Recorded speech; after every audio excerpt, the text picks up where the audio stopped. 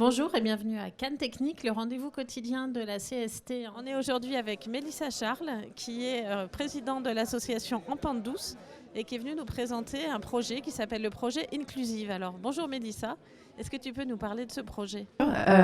Inclusive, c'est un outil numérique collaboratif en développement qui vise à donner l'information de l'accessibilité des salles, des films et des séances. Alors là, tu nous parles accessibilité dans les salles de cinéma, donc forcément ça nous fait penser au handicap. Comment est-ce que tu définirais une personne en situation de handicap ? Alors, c'est une très bonne question pour mettre un petit peu les choses dans leur contexte. Nous, à la base, Inclusive, c'est un projet avec lequel on a répondu au Challenge Futura de Cinéma du Festival des Arcs. La problématique posée par le challenge, c'était la reconquête des publics. Et on a voulu très vite travailler sur un public qu'on ne voyait pas ou peu dans nos salles, qui étaient les personnes en situation de handicap. Effectivement, au tout début, on avait imaginé un outil qui était avant toute chose destination des personnes porteuses de déficiences visuelles. Mais on a eu la chance d'être accompagnés dès le début par des associations qui connaissent très bien le sujet. Et il y a une conférence en particulier de Cinescence qui nous a beaucoup touchés, qui nous avait aussi beaucoup réfléchir. Et cette conférence visait justement à parler de la différence entre personnes handicapées, en tout cas en termes de mots, tout ça, de terminologie, et de personnes en situation de handicap. En bref, Cinescence nous disait qu'une personne par essence n'est pas handicapée, c'est une situation qui va créer le handicap.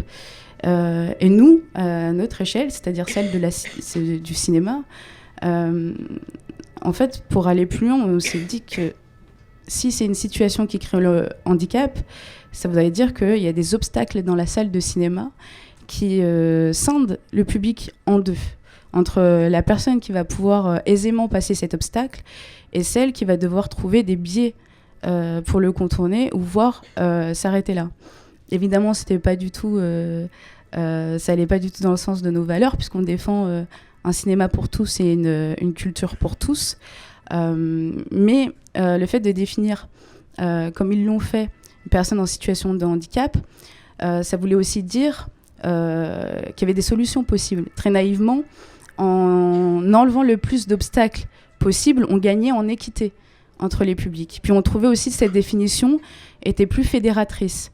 Parce qu'on pense automatiquement, quand on dit personnes en situation de handicap, aux personnes porteuses de déficiences motrices, comme les personnes à mobilité réduite, les personnes porteuses de déficiences sensorielles, auditives ou visuelles, ou les personnes porteuses de déficiences cognitives, comme l'autisme par exemple. Mais encore une fois, si on est à l'échelle du cinéma, les obstacles qui peuvent créer du handicap ne concernent pas seulement ces personnes-là. Ça peut être une personne à constitution fragile, une personne senior, une personne enceinte, une personne qui parle peu ou mal le français, etc. etc.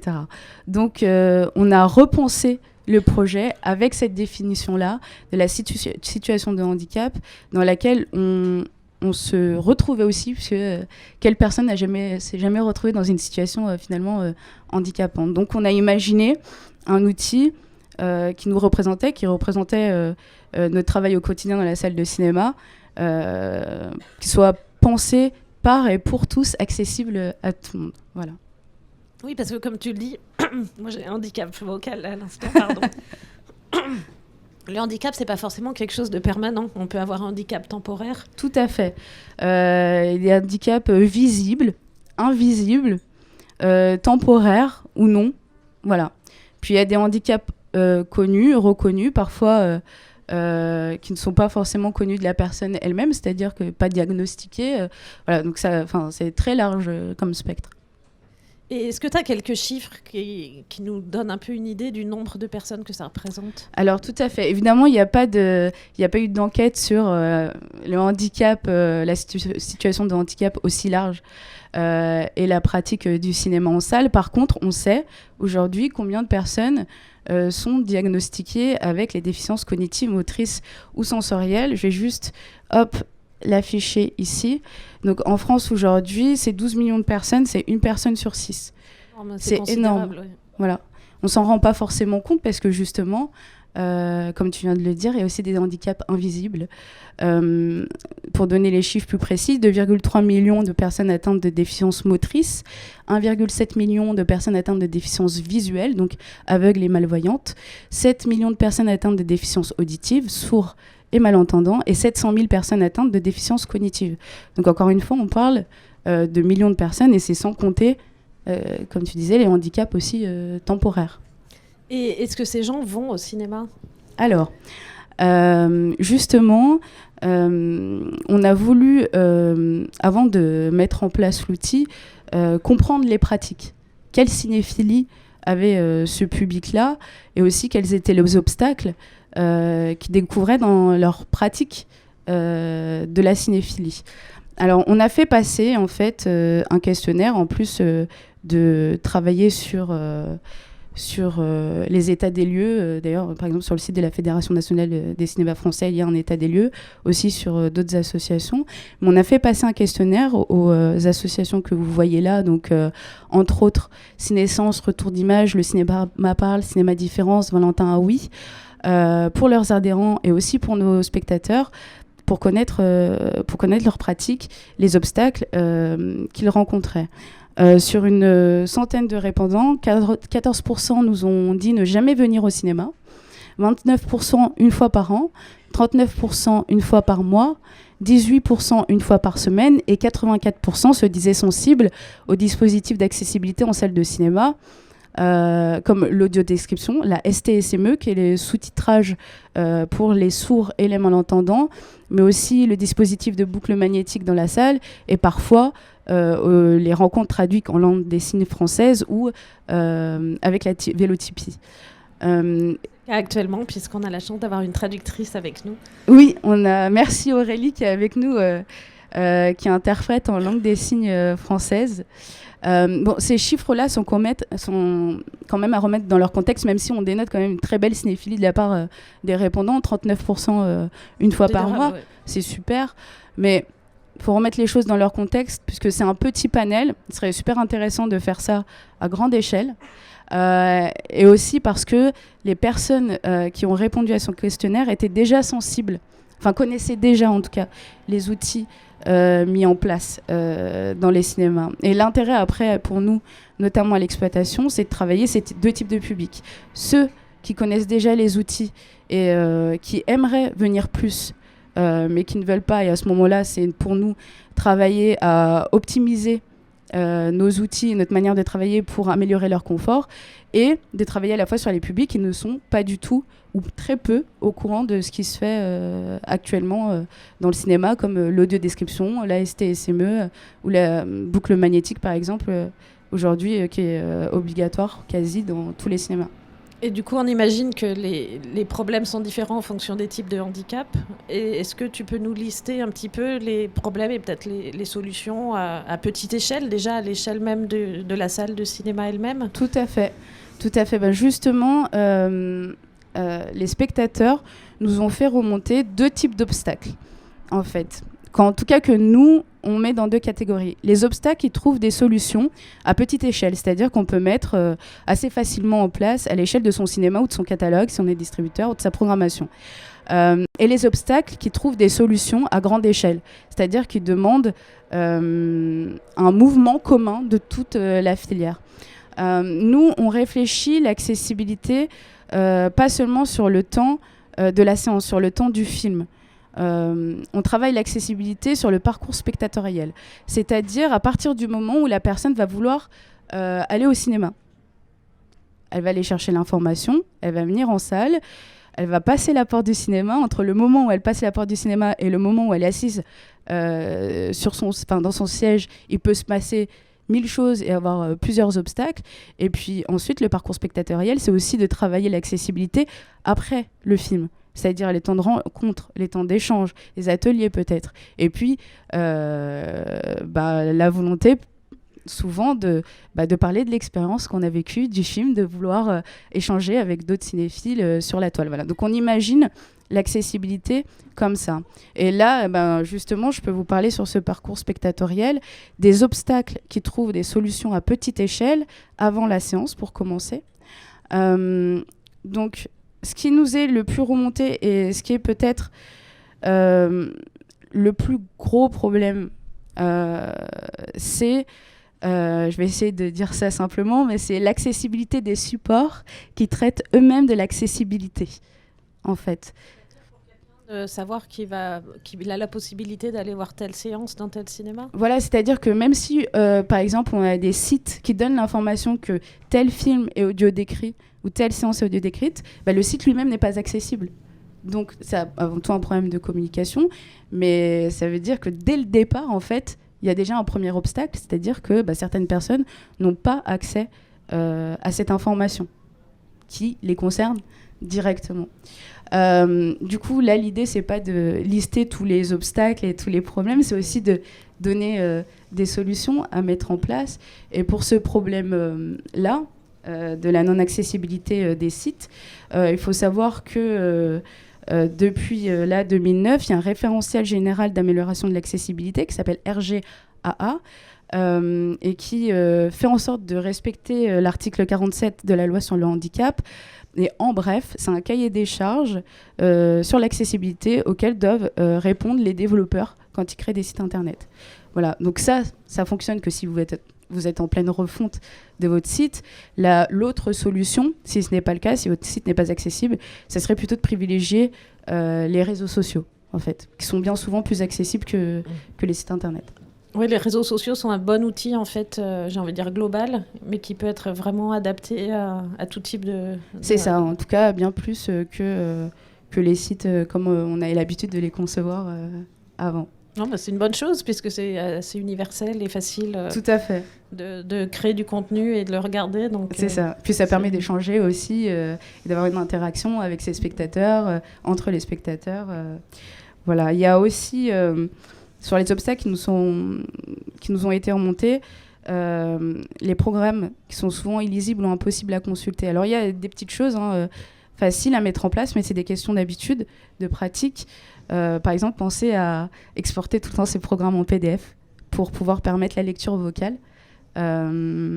Ajouter les icônes quand on a des séances, icônes audio description, icônes sous-titres sourds et malentendants. Ça peut être aussi de travailler sur des typos qui sont clairs. Mais ça peut être aussi travailler ces synopsis en facile à lire, essentiellement pour les personnes qui parlent peu, mal le français ou les personnes dyslexiques, par exemple. Autre chose, on dit une information non vérifiée. En fait, là, le problème, c'est qu'aujourd'hui, on peut trouver les informations liées aux versions accessibles des films, mais ce n'est pas forcément le cas sur toutes les séances. C'est-à-dire un film audio décrit ne sera pas disponible dans toutes les salles de cinéma. Et peut-être même pas à toutes les séances non plus. Exactement, non plus à toutes les séances. Et puis ça arrive qu'en fait, ce n'est pas le bon DCP qui a été livré, etc. Donc aujourd'hui, il n'y a que les exploitants qui peuvent vous dire, voilà, effectivement, lundi, tel film est bien en description. Donc ça, c'est une mise en place que font déjà beaucoup d'exploitants, c'est de mettre en place des rendez-vous réguliers sur leurs réseaux sociaux via leur newsletter, voilà, pour donner une fois par semaine l'indication des films qui vont passer avec leur version audio décrite ou sous-titrée. Ouais, donc en amont, vraiment, l'enjeu, c'est la communication. Exactement. Et c'est un des buts majeurs de Inclusive, puisque, encore une fois, l'idée, c'est d'arriver à avoir un seul support qui, à la fois, vous donne l'information des films et des séances et du cinéma concerné, voilà, pour avoir un seul outil, avoir tout de suite l'information et pas perdre du temps à aller chercher de partout, devoir appeler l'exploitant, en tout cas rentrer en contact avec lui si jamais il n'a pas diffusé l'information, etc. Et ensuite, les gens arrivent au cinéma et comment ça se passe pour eux ? Vous voulez dire sur le moment de l'audiodescription, concrètement? Non, même à partir du moment où ils ont acheté leur billet, puis l'accès à la salle et ensuite effectivement le visionnage du film. Eh ben, ça dépend. Si c'est par exemple dans le cas de l'audiodescription, bien souvent les salles de cinéma ont des casques avec un récepteur. Les spectateurs peuvent demander directement aux caisses et puis ils vont en salle avec leur casque et il y a l'audiodescription qui fonctionne tout de suite sur le temps de la séance, c'est-à-dire que l'audio décrit directement depuis le casque. Ensuite, pour tout ce qui va être plutôt renforcement sonore, c'est-à-dire là, à destination des personnes plutôt malentendantes, il y a deux types de cas de figure. Soit c'est des personnes non appareillées qui vont demander pareil un récepteur avec un casque pour avoir le renforcement sonore, soit comme on a les boucles magnétiques dans la salle de cinéma et que leur appareillage possède le symbole T, ils vont pouvoir tout de suite se connecter en fait à la boucle magnétique pour avoir directement dans leurs oreilles le son renforcé. C'est-à-dire que les gens directement dans leur appareil auditif ont un son particulier qui leur est envoyé par la salle de cinéma? Alors certains appareils, pratiquement 80% aujourd'hui des nouveaux appareils auditifs permettent cette chose-là. Et c'est vrai que c'est bon à rappeler puisque pas tout le monde est au courant. Voilà, et c'est des choses qui sont en place dans quasi tous les lieux culturels. En fait. Oui, puis ça paraît des solutions qui sont pas très volumineuses en fait. Prêter un casque ou envoyer un signal, ça paraît relativement simple. Surtout, ça permet plus d'autonomie. C'est-à-dire que la personne n'a pas besoin d'aller signifier qu'elle est en situation de handicap au personnel. En fait, voilà, elle fait sa séance comme tout le monde et elle va dans la salle comme tout le monde et elle vit son film comme tout le monde, quoi. Et ensuite, une fois le film terminé, tu disais que vous travaillez aussi sur l'après-séance? Tout à fait. L'idée, c'est même pendant la séance, je dirais, avant de passer juste à l'après, l'idée, c'est aussi d'améliorer, puisque on nous l'a fait remonter aussi, la signalétique qui n'est pas forcément adaptée. Parfois, et qui est dans très les salles de cinéma. C'est vrai que tout à l'heure, tu parlais de situation de handicap. Même quelqu'un qui vient d'Allemagne et qui va aller voir un film en France aura peut-être du mal à se repérer. Tout à fait. Tout à fait. Et là, par exemple, justement, des solutions qui ont été pensées pour les personnes sourdes et malentendantes peuvent servir dans ce cas de figure. Un des obstacles qui nous a été remonté, par exemple, c'était le fait de faire souvent des annonces sonores quand on doit faire entrer les gens en salle. C'est un peu oublié le public sourd ou malentendant. La solution, c'est de faire des annonces qui soient à la fois visuelles, pas besoin de mettre un grand écran, mais juste une pancarte pour annoncer la salle 1 et le début du film. Et parfois, ça peut servir aussi pour les personnes qui parlent peu, mal le français aussi. Oui, donc les solutions que vous apportez, on a l'impression que c'est plein de petites choses qui améliorent la vie de beaucoup de monde. Exactement, et qui ne sont pas forcément des aménagements énormes. C'est pas comme construire un ascenseur. Non. Non. Et c'est vrai que c'était le but aussi de l'outil à la base, c'est-à-dire de laisser tout ce qui était notion de travaux de côté, en se disant que même si on ne peut pas faire des travaux d'aménagement dans le cinéma, puisque c'est impossible pour une raison X et Y, on peut quand même travailler sur l'accessibilité via le numérique, via des petites choses qu'on peut mettre en place. Tout à l'heure, je parlais de signalétique, ça joue aussi pour des choses essentielles type la sécurité. Et par exemple, il y a un dispositif qui s'est mis en place qui s'appelle Smart Ear, qui vise en fait à traduire les alarmes sonores en alarmes visuelles. Voilà, ça c'est pas quelque chose qu'on peut mettre en place, qui dure dans le temps, qui fonctionne très facilement et qui est compris par tout le monde. C'est-à-dire une alarme incendie sonne, ça clignote rouge de partout dans le cinéma. Donc il y a plein effectivement de petites choses. On peut imaginer des choses, ça c'est des choses qui existent déjà, qui sont déjà mises en place. Est-ce que c'est des choses qui sont chères à mettre en place ? Il y a des choses qui demandent un investissement. Après, on peut toujours aussi faire en sorte d'avoir des aides. Voilà. Il y a aussi des solutions justement pour le partage des coûts qui sont mis en place. Justement, tu me disais après la séance, temps d'échanges et de rencontres, qui n'est pas forcément, donc les solutions on les connaît, hein, c'est l'interprétariat en LSF, la vélotypie qui est le sous-titrage en direct, LSF, pardon. La langue des signes française, ouais.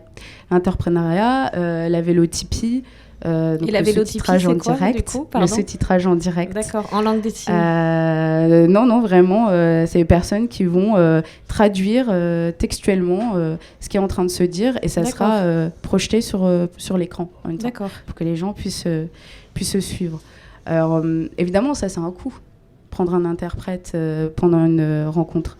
Mais il y a des solutions, comme le multiplexage, par exemple, qui est une solution proposée par Culte. Le multiplexage, c'est simple. Imaginons que vous avez 10 cinémas. Il y a un interprète dans une salle.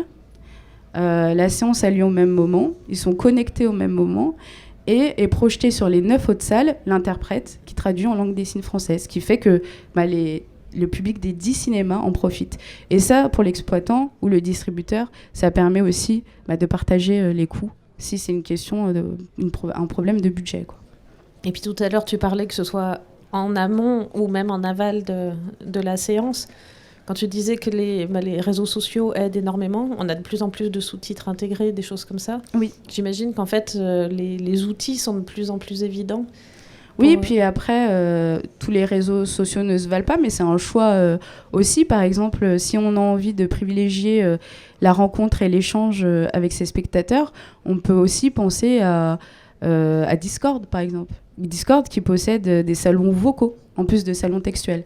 Voilà, ça peut être une manière aussi de se dire, je vais privilégier tel réseau plutôt qu'un autre parce que je peux échanger de manière accessible avec mes spectateurs. Et est-ce que le fait que les smartphones aient plein d'outils, ça contribue à aider aussi l'accessibilité aux salles de cinéma pour ce public ? Alors oui, si on pense à grande échelle et le parcours spectatoriel comme la venue étant un obstacle en soi, qui est un obstacle en soi. Il faut savoir qu'aujourd'hui, il y a des plateformes qui sont dédiées à l'information de l'accessibilité des ERP. Qu'est-ce que c'est ERP, pardon ? Des établissements accueillant le public. Comme Acceli, par exemple, qui est une plateforme d'État qui vient de se lancer, qui est collaboratif et qui donne toutes les indications à la fois de la salle de cinéma, mais à la fois des transports pour y accéder. Et le fait, effectivement, d'avoir un outil qui est un smartphone ou une tablette, qui est l'élément principal, en tout cas de ceux à qui, les spectateurs à qui on a parlé, qui est vraiment l'outil principal dans leur vie au quotidien. Voilà. Parce qu'effectivement, là, on parle cinéma, mais il y a énormément aussi d'applications et de développement pour faciliter au quotidien la vie des personnes en situation de handicap. Et là, on a parlé à petite échelle, vraiment à l'échelle de la salle de cinéma. Et je sais que vous avez réfléchi aussi à plus grande échelle. Est-ce que tu peux nous en dire un mot ? Alors, et peut-être nous montrer le support que tu avais aussi. Oui, ça, effectivement, j'en ai pas parlé, mais petit mot là-dessus. Effectivement, préparer la séance de cinéma et faire en sorte que ça soit accessible, ça passe aussi par un temps de sensibilisation à la fois de son public, et de ses équipes. Qui vient voir les films. Tout à fait. Je pense par exemple à des séances qui visent justement à mélanger les publics, comme le fait très bien Cinéma Différence à l'échelle du territoire. Cinéma Différence, c'est une association qui vise à inclure les personnes atteintes de déficiences cognitives. Et donc, l'association vient se greffer sur des séances classiques avec des petites choses en salle qui changent, par exemple la lumière un peu tamisée, le son un petit peu moins fort, mais l'idée c'est de mélanger les publics, et plus il y aura aussi de séances de ce type-là, inclusives, et plus aussi le public qui n'a pas ou peu l'habitude de voir des personnes en situation de handicap dans les salles, plus ça deviendra normal, et voilà. Évidemment, sensibiliser ces équipes, ça passe aussi par un temps de formation Voilà, que ce soit par rapport à l'accueil, à la médiation. Et vous accompagnez les gens dans la formation ? Ouais, l'idée, alors il y a déjà des gens qui le font comme Retour d'Image, par exemple, une association professionnelle qui forme aussi des professionnels à travailler l'inclusion. Effectivement, actuellement, on est en train de penser, imaginer avec la CST des temps de formation pour les exploitants et pour aussi les distributeurs, et sur 5 temps, l'accueil, la médiation, la communication, pour les projectionnistes également, et la distribution et les programmateurs. Voilà. Du coup, effectivement, pour revenir, comme tu disais, à grande échelle, hop. Voilà, dans les obstacles qui nous ont été remontés et des problèmes, on va dire, qui trouvent surtout des solutions à grande échelle. Le premier, ça va être le matériel promotionnel des films qui est parfois lui-même pas accessible, alors qui vise à promouvoir des films qui le sont. Tu penses aux bandes annonces, par exemple ? Je pense aux bandes annonces, par exemple. Aux bandes annonces, parfois aux dossiers de presse, aux affiches aussi, quelquefois, quand on a des affiches très chargées, mais essentiellement aux bandes annonces. Ce qui peut être problématique, puisque le matériel promotionnel du film, c'est censé donner envie aux gens d'aller voir le film, alors que le film est lui-même accessible. Donc il faut aussi que ce matériel-là soit adapté pour parler aux personnes concernées. Donc évidemment, ça passe aussi par un temps de formation, c'est-à-dire qu'il faut une prise de conscience qui arrive. Il y a des distributeurs qui le font déjà. Je pense à Tandem sur la sortie de Sound of Metal, qui a fait un super marketing là-dessus, mais effectivement, ça demande aussi de le faire à plus grande échelle, que ça devienne un petit peu automatique. Voilà. Après, ça peut être aussi, tu as fait un travail main dans la main avec les distributeurs, c'est-à-dire que nous, exploitants, faire remonter aussi les demandes des spectateurs, ou nous demander tout simplement, j'aimerais avoir une bande-annonce adaptée parce que j'aimerais la mettre devant ce film, etc. Dans les obstacles à grande échelle, j'en parlais un petit peu tout à l'heure, on a aussi la multiplication des supports. C'est-à-dire qu'aujourd'hui, quelqu'un qui voudrait avoir accès à une information, il devrait aller voir d'abord si le film est en version accessible, ensuite aller voir si son cinéma le passe. Ok, son cinéma le passe pas. Est-ce que le cinéma dans les environs le passe ou pas ? En fait, il n'y a aucun outil. En tout cas, aujourd'hui, actuellement, il n'y a aucune solution de centralisation. Et c'est la solution qu'on propose avec Inclusive. De proposer en fait une liste des films qui sont accessibles et pour savoir où ils sont diffusés ? Tout à fait. En fait, ça fonctionnerait. Il y aurait 3 entrées sur... Inclusive, c'est un site et une application. Il y a 3 entrées. Soit film, soit séance, soit salle de cinéma. Vous connaissez déjà votre salle de cinéma. Il y a la liste des films et des séances accessibles dans ce cinéma. Vous avez envie d'un film en particulier, ça va vous donner la liste des salles de cinéma qui vous la diffusent. Et pareil pour les séances, à la fois les films et l'événementiel. Ouais, donc c'est une solution toute simple. C'est tout simple. Voilà, c'est tout simple, c'est accessible et c'est aussi collaboratif. C'est-à-dire qu'on veut que tous les utilisateurs, tous les cinéphiles, tous les spectateurs puissent laisser leur avis, ajouter des informations sur ces parties-là, sur les séances, sur les films et sur les salles de cinéma. Voilà. Excellent, et comme ça, donner leur avis. Exactement. J'ai adoré, allez-y. C'est ça, j'ai été super bien accueillie, vous pouvez y aller tranquillement.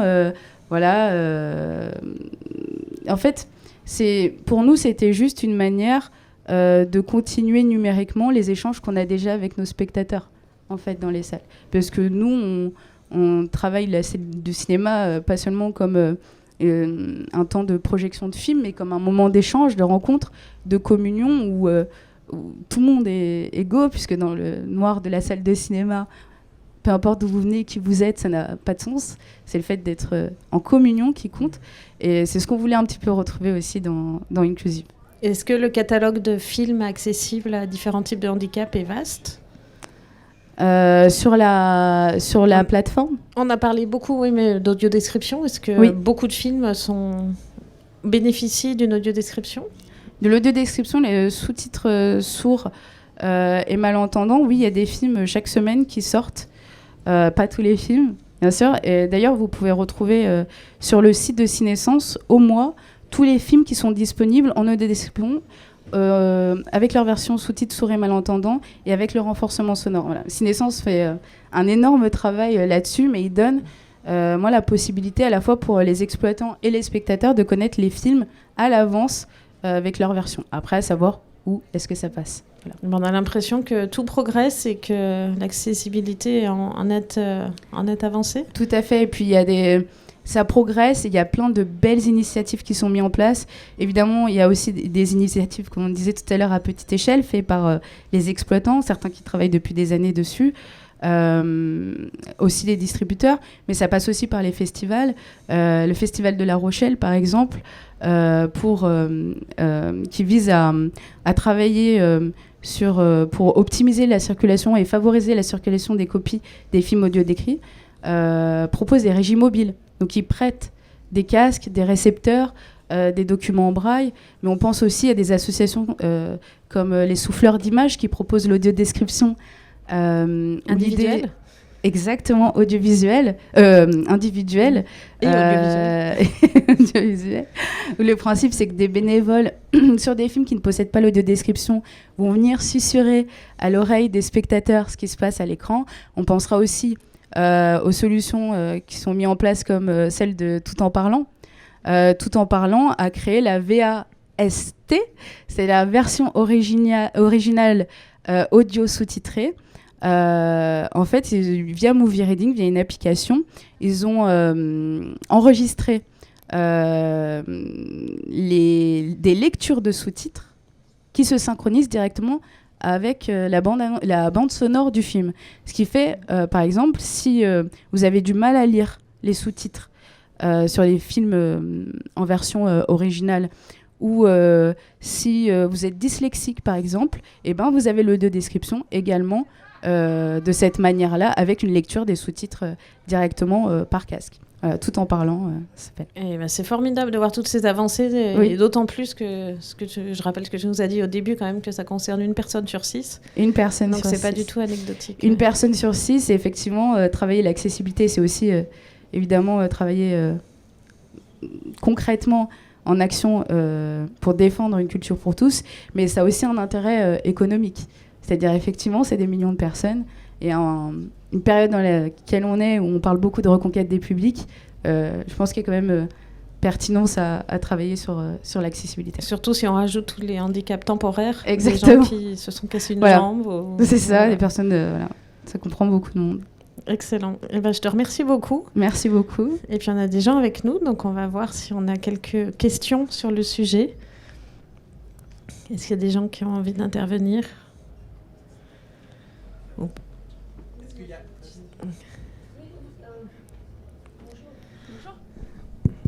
Oui, vous avez parlé d'aide parce que moi je me place côté production, distribution. Vous parlez d'aide parce que qui paye les sous-titres pour les DCP ? Comment ça se passe concrètement ? Parce que vous dites que c'est les distributeurs qui doivent payer, mais je connais aucun distributeur bénévole, moi. Alors aujourd'hui, il y a des aides par le CNC pour favoriser l'audio-description et les versions sous-titres sourds et malentendants pour les films à destination des distributeurs. Donc, il y a des aides, je les connais, pour les livraisons pour les chaînes de télé, mais pour les distributeurs, c'est pas si connu que ça. Oui, c'est pour ça que, encore une fois, il est bien qu'on en parle, parce qu'il y a des solutions qui sont mises en place, mais on ne sait pas forcément. Mais effectivement, il y a des aides qui sont allouées pour justement favoriser les versions accessibles des films. En tous les cas, je retiens ce que vous avez dit au début, il n'y a pas de handicap, il n'y a que des situations de handicap. Exactement. Et je trouve que ça ouvre bien la discussion. Justement, si vous voulez découvrir, et ça vous intéresse un petit peu plus de travailler sur l'accessibilité, il y a un super module en ligne qui a été fait par Cinescence, donc qui est une association qui vise à travailler l'inclusion des personnes en situation de déficience sensorielle, c'est plutôt visuelle et auditive, et qui a fait vraiment un super module pour comprendre, pas à pas, comment je dois commencer, qu'est-ce que je dois faire. C'est aussi le travail que font au quotidien Retour d'Images et Cinéma Différence. C'est-à-dire qu'on peut aussi demander un accompagnement en tant que professionnel du cinéma à ces associations-là qui connaissent très bien le sujet, à la fois des personnes en situation de handicap et à la fois du cinéma. Et ils le font avec énormément de bienveillance et de pédagogie parce que, encore une fois, nous, quand on a imaginé ce projet, en fait, on était comme tout professionnel du cinéma qui a envie de faire des choses sur l'accessibilité, mais qui n'est pas du tout expert en accessibilité. Et à la fois, ces associations-là et les spectateurs nous ont vraiment accompagnés dès le départ pour, pas à pas, se familiariser, imaginer des solutions ensemble, etc., etc. Et puis, beaucoup des solutions que tu proposes paraissent très simples.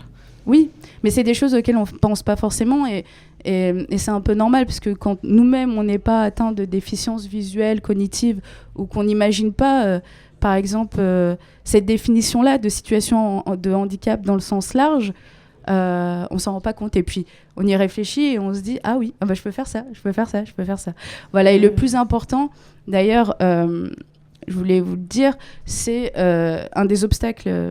peut-être le plus important, c'est celui qu'on s'inflige à nous-mêmes par l'inexpérience, c'est de se dire je ne fais pas parce que j'ai peur de mal faire. Voilà. Et encore une fois, il y a des gens formés qui sont là pour nous accompagner. Et pas hésiter aussi à en parler aux spectateurs puisque c'est les premiers concernés. Oui, qui ont sans doute des réponses. Qu'ils ont des réponses, qu'ils ont des avis. C'est pareil, même si vous mettez en place quelques petites choses, ça passe aussi par mettre en place des questionnaires, faire remonter aussi les avis pour voir un petit peu la progression au fil du temps. Ok, j'ai essayé ça, bon, ça marche pas. C'est ce qui m'est arrivé, moi par exemple, où j'avais commencé à faire remonter les films et les séances audio décrites des salles de cinéma avec lesquelles je travaillais. Puis j'avais l'impression que personne ne regardait jusqu'au jour où j'ai pas pu le faire pour raison XY. Et en fait, j'ai reçu 2-3 personnes qui m'ont dit dis donc, il n'y a pas de film accessible cette semaine. Et en fait, si. Mais il faut arriver à rentrer aussi en contact et arriver à communiquer d'une manière ou d'une autre aussi avec ses spectateurs. Est-ce qu'on a d'autres questions ?